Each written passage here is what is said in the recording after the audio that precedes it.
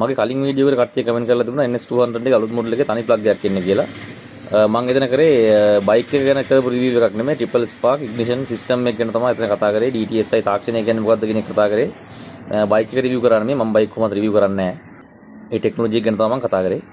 එතකොට ප්ලග් තුනකින් ගත්ත කම්බෂන් එක ඒ එන්ජින් පවර් එක කොහොමද අලුත් එකේ තනි ප්ලග් එකකින් ගන්නෙ. ඒ වගේම මේකේ ෆූල් එෆිෂියන්සි එකත් ගොඩක් වැඩි, පවර් එකත් ගොඩක් වැඩි. ඒක කරේ කොහොමද තනි ප්ලග් එකකින්. අද බලමු ඒක ගැන. 4 ස්ට්‍රෝක් එන්ජින් එක සංසිද්ධියක් තියෙනවා කම්ප්‍රෙෂන් සෝල් කියලා. සංසිද්ධියක්. එන්ජින් එක ඇතුළට හුලං ඇදලා ගන්න උනවා. සක් කරලා ගන්න.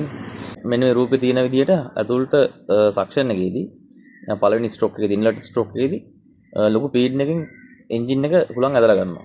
ඒක සුලියක් විදිහට තමයි ඉන්ලට් වෑල් එක කරා සුලියක් විදිහට තමයි කැරකිලා යන්නේ. ඒක උඩට එනකොට ඒ සුලියම තමයි උඩට කම්ප්‍රෙස් කරගෙන ගෙනල්ලා උඩට ඉග්නයිට් කරන්නේ. ඒතර සුලියක් විදිහට තමයි මේ ඇතුලේ හුලං හැසිරෙන්නේ. ඒක තමයි කම්ප්‍රෙෂන් සෝල් කියලා කියන්නේ. ඊට පස්සේ කාබියුරේටර් සිස්ටම් එකේ ෆුල් ඩිලිවරි එක කොහොමද සිද්ධ වෙන්නේ? කාබියුරේටර් සිස්ටම් එකේ ෆුල් ඩිලිවරි එක සිද්ධ වෙන්නේ මෙකැනිකලි. ඒක පීඩන අන්තරයක් ඇති කරලා තමයි වැඩි පීඩනයක් තියෙන තැන ඉඳන් අඩු පීඩනයට පෙට්‍රල් ස්ප්‍රේ කරන්නේ. මේ රූපේ තියෙන්නේ බොහොම සරල කාබියුරේටර් එක බේසික් ක්‍රොස් සෙක්ෂන් එකක්.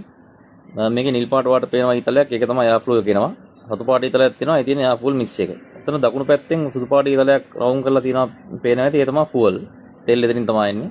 තෙල් ඇවිල්ලා ෆ්ලෝටරේ තියෙන චේම්බර් එකට ෆ්ලෝට් චේම්බර් එකට තෙල් පිරෙනවා. තෙල් පිරෙලා වාතය මේ කරා ගමන් කරනකොට වේගෙන් ගමන් කරනකොට පීඩන අන්තරයක් ඇති වෙනවා. ඒ පීඩන අන්තරයට අනුලෝම ෆ්ලෝට් චේම්බර් එකේ තමයි ෆුවල් ස්ප්‍රේ වෙනවා එයාර් ෆ්ලෝ එකට. එතනින් තමයි එයාර් ෆුවල් මික්ස් එක හැදෙන්නේ.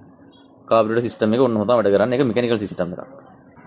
එතකොට මේ කාබියුරේටර් සිස්ටම් එකේදී එයාර් ෆුවල් මික්ස් එකට එකතු වුණාට පස්සේ තමයි මේක ඇටොමයිස් වෙන්නේ. මේක ස්ප්‍රේ තමයි වෙන්නේ. බොහොම පුළුවන් තරම් ස්ප්‍රේ වෙන්න තමයි හදලා තියෙන්නේ. මේ මිස්ට් එක වගේ ස්ප්‍රේ වෙන්න තමයි ෆයින් මිස්ට් එකක් විදිහට ස්ප්‍රේ වෙන්න තමයි මේක හදලා තියෙන්නේ. හැබැයි මේක එයාර් ෆුවල් එකට ස්ප්‍රේ කරාට පස්සේ තමයි මේක තවදුරටත් බ්‍රේක් ඩවුන් වෙන්නේ. ෆුවල් පාටිකල්ස් තවදුරටත් බ්‍රේක් ඩවුන් වෙලා හුලං එක හොඳට මික්ස් වෙන්නේ එයාර් ෆ්ලෝ එක ඇතුළේදී. එතකොට ඔය කම්ප්‍රෙෂන් සර්ල් එකේදී සර්ල් එක කරගෙන වෙලාවෙදී සමහර පාටිකල්ස් තිබුණොත් එම හදිහට බ්‍රේක් ඩවුන් නොවිච්ච පාටිකල්ස්. ඒ පාටිකල්ස් තිබුණොත් එම ඒවා සමහර වෙලාවට පිස්ටන් හෙඩ් එක උඩ සහ බෝර් එකේ දෙපැත්තේ බිත්ති වල අර බින්දු විදිහට එකතු වෙන්න පුළුවන්. ඒවා හැඩ පේන බින්දු නෙමෙයි. මේවා අර ඒ බින්දුව හැඩ පේනවා නෙමෙයි. නමුත් මේ මයික්‍රොස්කෝපික් ලෙවල් එකේ සංසිද්ධියක් ගැන කතා කරන්නේ. එතකොට ඒ මට්ටමින් ගත්තාම මයික්‍රෝ ලෙවල් එකෙන් ගත්තාට පස්සේ බින්දු ඉතුරු වෙන්න පුළුවන් පිස්ටන් එකේ බෝර් එක දෙපැත්තේ බිත්ති වල පිස්ටන් හෙඩ් එකේ ඉතුරු වෙන්න පුළුවන්. එතකොට තනි ප්ලග් එකකින් සෙන්ටර් ප්ලග් එකකින් දෙන ස්පාර්ක් එකෙන් සමහර වෙලාවට මේවා දැවෙන්නේ නැති වෙන්න පුළුවන්. ඒක නිසා තමයි කාබියුරේටර් සිස්ටම් එකේ ප්ලග් තුනක් තියෙන්නේ. කොහොම හරි මේක බොහොම ඇග්‍රෙසිව් ස්ටාන්ස් එකක් අරගෙන ඒගොල්ලෝ ප්ලග් තුනක් දාලා කිසිම chance එකක් දෙන්නේ නැති වෙන්න තමයි වැඩේ කරන්නේ. පෙට්‍රල් ඩ්‍රොප් එකක්වත් අර සෝයල් එකෙන් එළියට පැනලා ඉතුරු වෙන්න දෙන්නේ නැති වෙන්නේ. එහෙම තමයි ඒක තමයි ප්ලග් තුනක් වෙන්න හේතුව කාබියුරේටර් සිස්ටම් එකට. එතකොට EFI සිස්ටම් එක. EFI සිස්ටම් එක මේ විදිහට මෙකැනිකලි නෙමෙයි වෙන්නේ. ඒක කෙලින්ම ඉලෙක්ට්‍රොනිකලි සෙන්සර් වලින් data අරගෙන තනිකර data driven සිස්ටම් එකක් ඒක. එතකොට එයා දන්නවා ෆුල් ස්ප්‍රේ කරන ප්‍රමාණය කොච්චරද ඒ හැම දෙයක්ම සිස්ටම් එකෙන් තමයි දෙන්නේ. එතකොට EFI සිස්ටම් එකේදී මේකෙදි තියෙන්නේ throttle body injection කියන සිස්ටම් එක. throttle body එකට තමයි ඉන්ජෙක්ට් කරන්නේ මේකේ මේ NS200 එකේ. හෙඩ් එකේ වෑල් එකට නෙමෙයි. port injection සිස්ටම් එකකුත් තියෙනවා. මේක නමුත් මේකේ තියෙන්නේ throttle body injection සිස්ටම් එකක්. එතකොට throttle body එක හරහා හුලං එනකොට එන හුලං ධාරාවට සාපේක්ෂව ඒකේ තියෙනවා map sensor කියලා එකක් තියෙනවා. ඒ කියන්නේ mass manifold air pressure sensor කියලා එකක් තියෙනවා. ඊට පස්සේ air intake temperature sensor එකක් තියෙනවා. ඊට පස්සේ throttle position sensor එකක් තියෙනවා.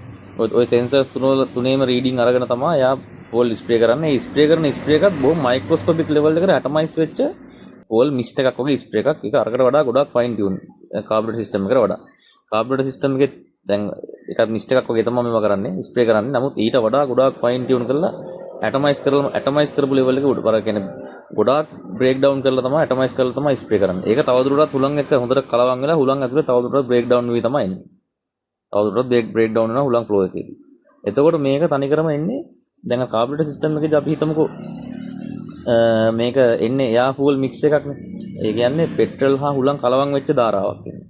හැබැයි අරගේ කෙලින්ම කියන්න පුළුවන් ඒක කියන්න පුළුවන් කෙලින්ම පෙට්‍රල් හුලඟක් එන්න කියලා කියන්න පුළුවන්.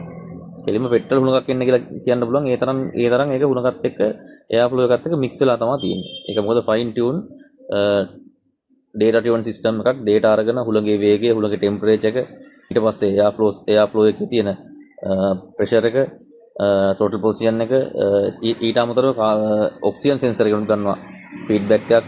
ඔක්සිජන් සෙන්සරේ ෆීඩ්බැක් එකේ හැමදේම බලලා හැමදේම එකතු කරලා තමයි ඒ data එක අනුව තමයි මේ ෆුල් ඉන්ජෙක්ෂන් එක සිද්ධ කරන්නේ, ස්ප්‍රේ එක සිද්ධ කරන්නේ. එතකොට දෙන්න පුළුවන් උපරිම දැනට තියෙන තාක්ෂණය අනුව වර්තමානයේ දෙන්න පුළුවන් උපරිම ෆුල් ඉන්ජෙක්ෂන් එක, උපරිම කාර්යක්ෂම ෆුල් ඉන්ජෙක්ෂන් එකේ EFI සිස්ටම් එකෙන් දෙනවා. මම ඔක්සිජන් සෙන්සර් එක වැඩ කරන හැටි ගැන වීඩියෝ එකක් දාලා තිනවා, ලින්ක් එකක් දාන්නම් ගිහින් බලන්න ඒකත්. එතකොට තවදුරටත් ඔයාලට මේ සිස්ටම් එක ගැන පැහැදිලි වෙනවා. එතකොට කම්ප්‍රෙෂන් ස්වර්ල් කියන එකට ආවට පස්සේ අර එන පෙට්‍රල් හුළඟ, ඒක පෙට්‍රල් හුළඟක් නේ. අනේකට පෙට්‍රල් හුළඟුයි කලවම් වෙච්ච මික්සර් එකක් විදිහට නෙමෙයි ඒක තියෙන්නේ, පෙට්‍රල් හුළඟක් කියලා කියන්න පුළුවන් ඇත්තටම.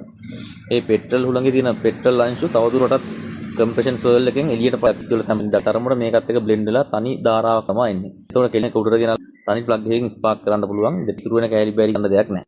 ඒක තමයි මේක ඉන්ටු ස්ටක් තනි එකකින් එන්නේ තමයි මේ පෝට් ඉන්ජෙක්ෂන් කියන රූප සටහනේ වගේ පෝට් ඉන්ජෙක්ෂන් කියන එක ගත්තොත් එimhe කෙලින්ම වෑල් එකේ පිටිපස්සට වෑල් එකේ දිග කූර ඇවිල්ලා මේ වෑල් ස්ටෙම් එක, වෑල් හෙඩ් එක කියන්නේ පැතලි කෑල්ල වෑල් එකේ තියෙන ඒ වෑල් ස්ටෙම් එකයි වෑල් හෙඩ් එකේ අතරම තියෙන ජොයින්ට් එකක් වගේ එකක්, ජොයින්ට් එක නෙමෙයි නමුත් ඒ දෙක වෙන වෙන තැන තියෙන අන්නේ වෑල් හෙඩ් එකේ පිටිපස්සට තමයි පෝට් ඉන්ජෙක්ෂන් එක ස්ප්‍රේ කරන්නේ. අර ඇටමයිස් වෙලා තියෙන ෆූල් ටික ස්ප්‍රේ වෙන ෆූල් ටික වෑල් එකෙත් වෙලා තවදුරටත් බ්‍රේක් ඩවුන් වෙනවා. තවදුරටත් බ්‍රේක් ඩවුන් වෙලා තමයි මේකත් එක්ක කලවම් වෙන්නේ. නමුත් මම හිතන්නේ NS200 එකේ එකක් වියදම අඩු කරගන්න වෙන්න ඇති. මෙතෙන්ට දාන්න ඇති, throttle body එකට දාන්න ඇති. අනිත් එක ගොඩක් high RPM engine එකක් නිසා මම හිතන්නේ ඒක අර high RPM වලදී හුලඟත් එක මික්ස් වෙන්න වෙලාවක් දෙන්න ඕන හින්දා තමයි මම හිතන්නේ ඉන්ජෙක්ෂන් එක throttle body දාන්න තියෙන්නේ. ඒතර manifold එක යන අතර ගමන් කරන වෙලාව අතරේ හොඳට මික්ස් වෙන්න වෙලාවක් තියෙනවා. ඉතින් මෙන්න මේ EFI සිස්ටම් එක තමයි හේතුව මේක මේ තනි ප්ලග් එකට අඩු කරගන්න triple spark අයින් කරලා single spark configuration එකට එන්න. මේක ගොඩක් powerful. power එකත් ඒ විදිහටම තියාගන්න පුළුවන්. RPM එකත් ඒ විදිහටම තියාගන්න පුළුවන්. pickup එකත් ඒ විදිහටම තියෙනවා. සමහරට pickup එක වැඩිත් ඇති, පාවිච්චි කරපුවා දන්නේ නැති pickup එක වැඩිත් ඇති. සහ පෙට්‍රල් අනිවාර්යෙන් සාමාන්‍යයෙන් කලින් කරාට වඩා 110කට වැඩි ප්‍රමාණයකින් පෙට්‍රල් කෙරෙන්න ඕනේ. අනිවාර්යෙන් කිලෝමීටර් 45ක් 50ක් සමහර 55 දක්වාත් යන්න පුළුවන් අවස්ථාවල් ඇති. අනිවාර්යෙන් වෙන්න ඕනේ ඒක. ඉතින් බයික් එකක් නෙමෙයි කාර් එකක් ගත්තත්, අපි මරුටි කාර් එකක් ගත්තත් 1000cc එන්ජින් එකක් එන්නේ. ඒ කියන්නේ එක සිලින්ඩර් එක ධාරිතාව කියුබික් සෙන්ටිමීටර් 333ක් විතර තියෙනවා. ඊට පස්සේ ජපන් වාහන ඇලියන් ප්‍රීමියම් ඒවා ගත්තත් 1.5cc, ඊට පස්සේ 1.8, ඒ කියන්නේ 1500 1800 වගේ ඒවා තියෙනවා. ඒතකොට අපි ගත්තොත් 1500 කාර් එකක සිලින්ඩර් ධාරිතාව ගත්තොත් මේක සිලින්ඩර් එක සාමාන්‍යයෙන් 375ක් විතර සිලින්ඩර් ධාරිතාවක් තියෙනවා කියුබික් සෙන්ටිමීටර්. 1.8 එකක් ගත්තොත් එහෙනම් 1.8 එක ඒත් සාමාන්‍යයෙන් 400 කියුබික් සෙන්ටිමීටර් 450 විතර ධාරිතාවක් තියෙනවා. ඉතින් මේ තරම් ලොකු සිලින්ඩර් එකක උනත් අර සාමාන්‍ය normal copper plug එකක් දාලා, iridium plug උත් නැතුව copper plug එකක් දාලා EFI system එකකින් සම්පූර්ණ ඒ කියන්නේ උපරිම මට්ටම ප්‍රශස්ත මට්ටමේ දහනයක් ගන්න පුළුවන්. ඉතින් අනිවාර්යෙන් එතකොට කියුබික් සෙන්ටිමීටර් 199.5ක් තියෙන බයික් එක අනිවාර්යෙන් ඒක දහනය කරන්න බැරි වෙන්නේ නැහැ. අනිවාර්යෙන් පුළුවන්. ඉතින් EFI system එකේ තියෙන වෙනස ඕක තමයි. EFI system එක කියන්නේ තාම හොඳ emission standards meet කරපු හොඳ සිස්ටම් එකක්. ඉතින් මම බයික් රිවිව් කරන්නේ නැහැ, වාහන රිවිව් කරන්නේ නැහැ. මම කරන්නේ මේ වගේ තියෙන ටෙක්නොලොජිස් ගැන කතා කරන එක තමයි, ටෙක්නිකල් දේවල් ගැන කතා කරන එක තමයි. කලින් වීඩියෝ එකේ මම අර කිව්වේ මේ ට්‍රිපල් ස්පාක් කන්ෆිගරේෂන් එක ගැන විග්‍රහ කරන්න ගත්තේ උදාහරණයක් විදිහට ගත්තේ බජාජ් ලගේ NS200 එක. ඉතින් NS200 එක විතර ට්‍රිපල් ස්පාක් ඇවිල්ලා තියෙන්නේ. ඒකයි මම ඒක ගත්තේ. ඒතර මම මේ කමෙන්ට් එකෙන් තමයි දැක්කේ මේ දැනගෙන හිටියේ නෑ මේ BS7 එකට සිංගල් ප්ලග් එන්නේ කියලා. නමුත් මම ඒකේ මේ කියපු දේවල් වල ටෙක්නිකල් කාරණා වල කිසි වැරද්දක් නැහැ. ඉතින් BS7 එක විග්‍රහ කරන්න අවශ්‍ය නැහැ නේ. මම ගත්තේ මේක විග්‍රහ කරන්න ට්‍රිපල් ස්පාක් විග්‍රහ කරන්න ගත්තේ. ඒකෝට ඉතින් ට්‍රිපල් ස්පාක් තියෙන එන්ජින් එකක් තමයි ගන්න වෙන්නේ. DTSI මට වැරද්දක් වුණා. N160 එක මම ඩුවල් ස්පාක් කියලා කිව්වා. N160 එකත් ලංකාවට ඇවිල්ලා තියෙන version එක සිංගල් ස්පාක් ප්ලග් එකක් තමයි තියෙන්නේ. නමුත් අපි ඉන්ටර්නෙට් එකේ ගිහිල්ලා සර්ච් කරාම එන කැටලොග්ස් වල තියෙන ඩුවල් ස්පාක්. ඔය දැන් මේ කැටලොග් එකේම තියෙන්නේ ප්ලග් දෙකක් පෙන්නලා තියෙනවා. ලංකාවට ඇවිල්ලා තියෙන version එකේ සිංගල් ස්පාක් තියෙන කැටලොග් එකක් හොයාගන්න නැහැ. ඇත්තටම මේකේ මේ Google search කරලා හොයාගන්න නැහැ. බජාජ් වෙබ්සයිට් එකේ අපිට හොයාගන්න නැහැ මේ සිංගල් ස්පාක් තියෙන NS200 එකේ හොයාගන්න නැහැ. N160 එකේ සිංගල් ස්පාක් කැටලොග්ස් හොයාගන්න නැහැ ඉතින්. ඉතින් මේකේ අපේ වීඩියෝස් වල බයික් රිවිව් කරන්නේ නැහැ මම කොහොමත්. කරන්නේ ටෙක්නොලොජිස් රිවිව් කිරිල්ලකුත් නෙමෙයි, ටෙක්නොලොජිස් ගැන තියෙන බේසික් තියරි කියන එක තමයි කරන්නේ මම. එතකොට බයික් එකේ බයික් වල නම් එහෙම වුණා කියන එක එච්චර ගණන් ගන්න එපා. මේ කියපු මෙච්චර කල් කියපු ටෙක්නිකල් කාරණාවක්ම හැම එකක්ම ඒ වගේ වැරදි නෑ. ඒවා වැරද්දක් නෑ. ඒවා හරියටම හරි. ඒවා ගැන දැනගන්න ඕන නම් තවදුරටත් අපේ channel එකත් එක්ක ඉන්න subscribe කරන්න, like කරන්න. ඔයාගේ බයික් පිස්සන්ටත් මේක ෂෙයා කරන්න. තමන්ගේ බයික් එකේ ටෙක්නොලොජි දැනගෙන ඉන්න එක බයික් එකේ රිපෙයාර් එකක් ආවට පස්සේ තමන්ටත් අයිඩියා එකක් තියෙනවා මොකද්ද මේ වෙලා තියෙන්නේ කියලා. මම හැමදාම කියනවා වගේ බයික් එකට එන වියදම් අඩු කර ගන්න තියෙන හොඳම ක්‍රමය තමයි ජෙනුයින් ස්පෙයාර් පාර්ට් දාන්න නැතුව ආෆ්ටර් මාකට් දාන එක නෙමෙයි. තමන්ගේ බයික් එකේ තියෙන සිස්ටම්ස් ගැන දැනුවත් වෙලා ඉන්න එක. හරි විදිහට ඉතින් අපි ගිහිල්ලා එන්න තවත් මේ වගේ වීඩියෝ එකකින් ආයෙ වරක් හම්බෙමු.